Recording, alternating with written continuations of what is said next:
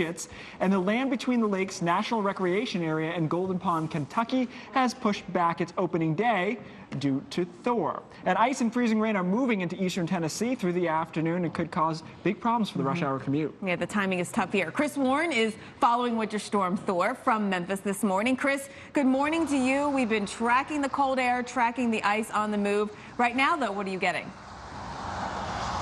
Well, right now, Jen and Keith, it is we'll call it a driving mist. Very fine, light rain coming down, but we're noticing the wind is picking up a bit. Wind advisory does go in effect at noon local time. Then there's that winter storm warning later on today as things cool down. 63 degrees at midnight last night. Now we're in the lower 50s. Some of the surrounding areas here outside of Memphis in the upper 40s. I'm walking back, so I want to show you a couple things here. First off, we take a look at the road. The road is bare and wet, and heading to Memphis, in fact, you get to Memphis going either way on this road right here. We're not too far away from Interstate 40. This is going to look much, much different. That truck's not going to be driving that fast this time tomorrow. Then you look overhead. We're going to be watching overhead for a couple things. Here's a tree and then power lines. When you factor in the possibility of freezing rain, when the tree surface gets below freezing, when the power lines get below freezing, liquid water will freeze on contact to that, and you factor in the wind, that makes things unstable. Could have spotty power outages, Jen, to go along with the snow that eventually will come and the very cold temperatures. We literally have it all in Memphis, starting with that driving mist you talked about there, Chris. I want to show you the radar. And, Chris talked about the light precipitation, that misty, drizzly weather. That's what we have right now. Heavier rain out here that is going to move in, and then the crashing temperatures. Look at Memphis, 52. Look at Jonesboro, 38 degrees in Arkansas. There's a front in between, and we're going to get that faux-pas, that frontal passage, moving through Memphis later this afternoon, and the cold air will move in and we'll have problems. Chris, with this rain coming in, did they pre-treat the roads? Is there concern that the rain coming in will wash off that pre-treatment? That's exactly right. So they have to wait. You have to be on a standby for the Department of Transportation, because anything you do now will be pointless, and you'll have to do it later because of the rain. Especially if it's heavier, it'll wash anything away. But eventually it will be cold enough that we're looking at an all snow situation. And from midnight till about midnight last night to about 2 or 3 o'clock in the morning tonight, you're looking at about a 40-degree temperature drop. So you're going from spring conditions, spring light conditions, back to a smack in the face that's called winter here in Memphis, Jen. And we're going to sprinkle a little sleet, or maybe a lot of sleet actually, and snow mixing in on that too. Chris, thank you. I mean, look at this forecast from Memphis. We've got temperatures by 1 o'clock in the 30s. We're in the 50s right now. And then we're going to see those icy conditions, maybe starting as freezing rain, likely changing to sleet, and then mixing with snow. We get you into the overnight, early morning tomorrow. We've got snow. And Chris talked about that wind as well. That picks up, especially overnight, early tomorrow morning.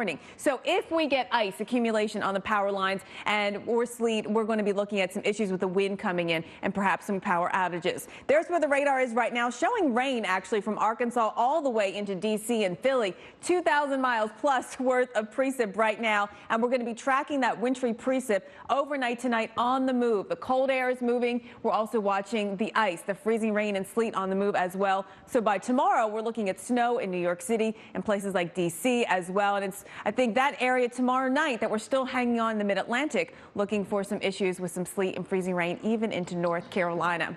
Temperatures are dropping big time. Let's go over to Keith and Dr. Postel for more on that.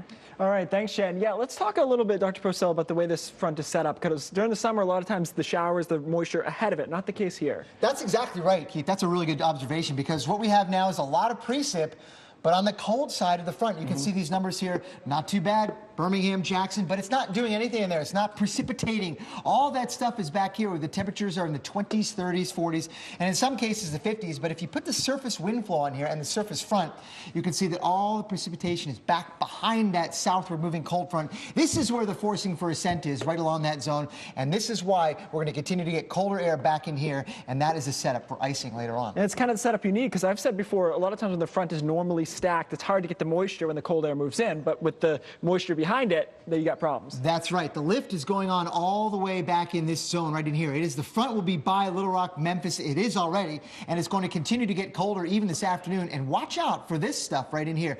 This is what the model is depicting as probably freezing rain. A little bit of sleet, but I think a lot of freezing rain too, which you can see that really extends all the way from central Arkansas through western Tennessee overnight tonight. And it's going to continue on its slow southeastward movement thereafter. So there's a long duration of icing coming for the mid-south. And that's as the cold air gets into the surface, but it's having a harder time at the mid-levels. That's what you're thinking here? That's exactly right. Exactly right. Look at some of these numbers here. We've got perhaps as much as a half of an inch of ice, not very far away from Memphis, and that it really extends all the way down to parts of central Texas. So a long swath of an accretion of rain, which is going to freeze because the surface temperatures will be below 32 degrees. And this obviously leads to power outages. You get to that magic number. Not a lot of wind with this, but there's enough ice. This could be a problem. Yeah, there is. And if you want to look at, for example, in Memphis, this is a time plot here going from this afternoon overnight tonight. This is how much ice is expected by some of the models. Over a half of an inch of ice by tomorrow morning in Memphis is expected here, and that gets us into the widespread power outage category. Yeah, 3/4. If that verifies, we're going to have some That is a lot. big problems. Thank you, Dr. Postel. Jen?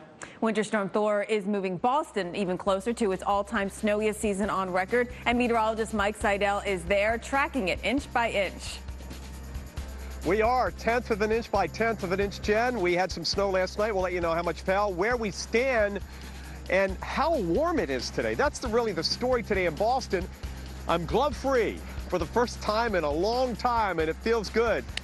The forecast and what's ahead for the weekend and next week is coming up next.